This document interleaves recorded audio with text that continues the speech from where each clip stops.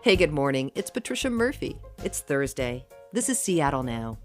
Mayor Durkan is stepping in again to help thousands of Seattleites behind on rent and extending the city's pandemic evictions ban. But landlords say the city is only making the problem worse. It's just frustrating to see endless extensions and not really see a resolution to the problem. People need rental assistance, both their housing providers and the renters. We all need that to be able to pay the bills.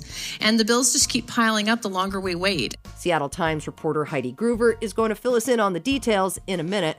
But first, let's get you caught up. There's a push to launch an Arizona-style audit of last year's presidential election in Washington state. Recent lawsuits filed in Snohomish, Whatcom, and Clark counties claim auditors used uncertified voting equipment and manipulated thousands of ballots in an unspecified statewide race last year. The lead plaintiff is an outfit called Washington Election Integrity Coalition United, and it's run by a former delegate for Bernie Sanders. The Arizona effort has so far produced zero evidence of widespread election fraud. Republican Secretary of State Kim Wyman tells the Daily Herald that this is the new reality for elections officials, and it's undermining the validity of the process. 4 dinosaur fossils dug up in northeastern Montana this summer are on their way to the Burke Museum, where paleontologists will start cleaning them up. The fossils discovered by the team from UW and the Burke include hip bones from an ostrich-sized, meat-eating, 2-legged dinosaur and a triceratops skull. Stop by the museum and you can see them working on the fossils because the labs are all visible to the public. It's pretty cool. And there's a mystery afoot at a buzzy traveling art show. An exhibit called Van Gogh. The immersive experience was supposed to be wowing Seattle art fans by now, with 2-story, 360-degree projections of famous works displayed at a secret location. But the Seattle Times reports ticket holders still haven't heard where to show up, and now they're trying to get their money back. Apparently, this has been a problem in Philly and Boston. The Better Business Bureau has heard about it. The ticketing company for Van Gogh tells the Times that COVID-related shipping problems are the reason they've had to delay the opening. Mayor Durkan extended the city's eviction moratorium again this week, giving renters who fell behind during the pandemic another few months of protection. But landlords say the city has gone too far, and a pile of federal relief money meant to help unwind this situation still isn't flowing to everyone who needs it. Seattle Times real estate reporter Heidi Groover is here to help us understand what's going on. Hey, Heidi, thanks for joining us. Hey, thanks for having me. So Seattle has halted evictions since the start of the pandemic, and these extensions have become pretty common at this point. Catch me up on the mayor's decision this week. Where are we now? That's right. This is the 6th extension of the city's eviction moratorium since the pandemic began. And as you said, the moratorium will now be in place through mid-January 2022. As it stands, the moratorium bans most residential evictions and some commercial evictions of small businesses and nonprofits. There are exemptions for, imminent public health or safety threats, but in most cases, and certainly if you are behind on your rent, you can't be evicted in the city of Seattle for that reason. Can you help me understand why 3 months is the time frame? That's mid-January, which is not a great time to start putting pressure on people who may be evicted. Yeah, that's right. The mayor didn't offer an exact reasoning for this, but I think it's probably fair to say that most mayors would not want to create this kind of temporary policy that would last for many months into the next mayor's administration. Perhaps she thinks that it's best to let the next mayor decide whether to extend it or not. It's also important to remember that in Seattle, whenever this moratorium does end, the city council has already put in some protections that will start when the moratorium ends. For example, tenants who have a financial hardship because of the pandemic will be able to use that as a defense in court against eviction for 6 months following the moratorium ending. And so there are several policies like that that will kick in, and so it will not exactly be a cliff whenever this does expire. And if you could help me get a sense of the scale that we're talking about here, how many people are in this situation? Yeah, we don't know exactly how many people would, truly be evicted if this moratorium were lifted. We know that according to a census survey that's done every couple of weeks, there are 60,000 people in the Seattle area, which includes Tacoma and Bellevue, who are behind on their rent, and many of them worry that they might be evicted. In King County, which includes Seattle, but of course a lot of other places too, 17,500 renters have applied for help paying off their rental debt. Another 1,500 landlords, some of whom represent, multiple apartment buildings, have also applied for help. So we don't know exactly, but we know that there are thousands of people behind on their rent and potentially facing eviction in Seattle. Wow. Wow, that is a lot of people, Heidi. And we are a majority renter city. And I would imagine that this may be a relief to anyone who isn't going to be kicked out, but I am sure it's also extremely stressful and complicated. What are renter advocates saying? Advocates for renters are relieved with this decision. They really worry about allowing evictions before more rental assistance has made its way to tenants and landlords. They worry that allowing many people to be evicted will lead to an increase in homelessness, which is already a severe crisis in the city. And so they are relieved to see this action from the mayor. Yeah. And I bet landlords, though, they're in a very difficult position as well, especially smaller landlords who may not have the financial cushion to weather this moratorium. What are you hearing from landlords? Well, landlord groups were frustrated with this decision, as they have been with past extensions of the moratorium. From their perspective, the economy is rebounding, there are jobs available, and they believe that tenants who fell behind during the pandemic because of, lost work or something like that should be able to get back on their feet by now. And they're frustrated with the amount of time that they have been under this moratorium. Do those arguments ring true to you as well?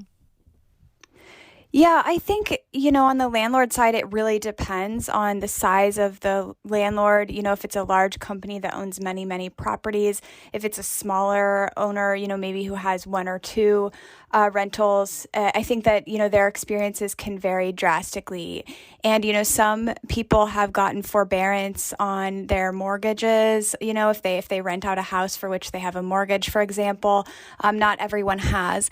And similarly, renters, some people sure have gotten new jobs, but they have tens of thousands of dollars in debt from the pandemic. And even with an ongoing income, you can't always pay that kind of debt. Many people were right on the edge before. They didn't have a lot of savings.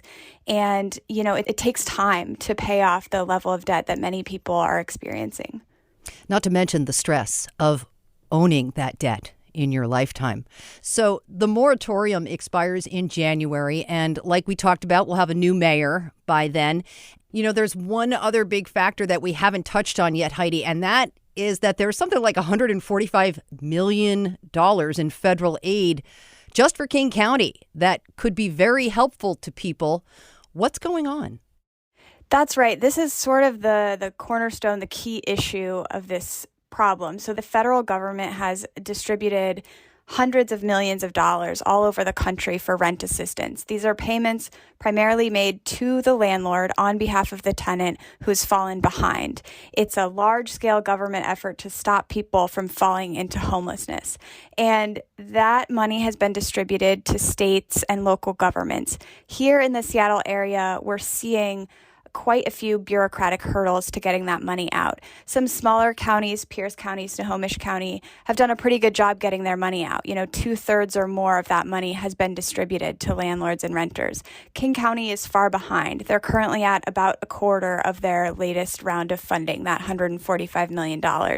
They have thousands of people who've applied for help and are still waiting to hear back. And the result of that is that everyone is frustrated. There are millions of dollars, sitting there that would help both landlords and renters. And because of an array of bureaucratic reasons that the county says they are working very hard to address, much of that money has not made it out. And just how fast that will happen will have a huge impact on whether we can lift these moratoriums, what will happen when the moratoriums are lifted. Tell me about the bureaucratic reasons we're talking about, because that's a very, very pat response from the city. That's right. And just to be clear, it is King County. Seattle has its own funding and has been distributing some of that. King County has the largest amount of funding. And so they are really where a lot of the attention is on getting this money out. And it's an array of reasons. They have hired an outside company to build a database to manage this money. Building that took longer than they thought. There are many federal rules about how they have to document every single application, every landlord, every tenant, and some of those rules were unclear or onerous, and the county says it took them a while to get clarity from the federal government on just what they could do and what they couldn't do. The amount of money, $145 million, is the largest of the counties in Washington, and they say it just takes time to distribute that much money and deal with this many renters and landlords. So it is really an array that gets really complicated quickly, but at the root of it, I think, is a fear of fraud or of people getting payments twice or getting payments when they shouldn't, or a fear of a federal audit. There's just a real fear of doing something wrong. And so the county has been slow to get this money out, and everyone is feeling frustrated about that. Do they think they're going to have this sorted out by January, or are we looking at another 3-month extension here? Well, the county has made some changes to its program that are already speeding up how fast the money is distributed. And so if that stays on pace, I think we could see a turnaround in King County's program. I don't know otherwise what might happen in January. I don't know what will be happening with COVID and the economy. It will really depend on, what politicians think they need to do and on pressure from both the landlord and the tenant groups that are advocating on this issue. Yeah, that's for sure. That pressure is definitely going to step up if things aren't moving more quickly in a few months. Even once the money is distributed and we start to untangle this situation, there's still the issue of how expensive it is to live here in Seattle and how many people are in a precarious position when it comes to housing, even people who have housing.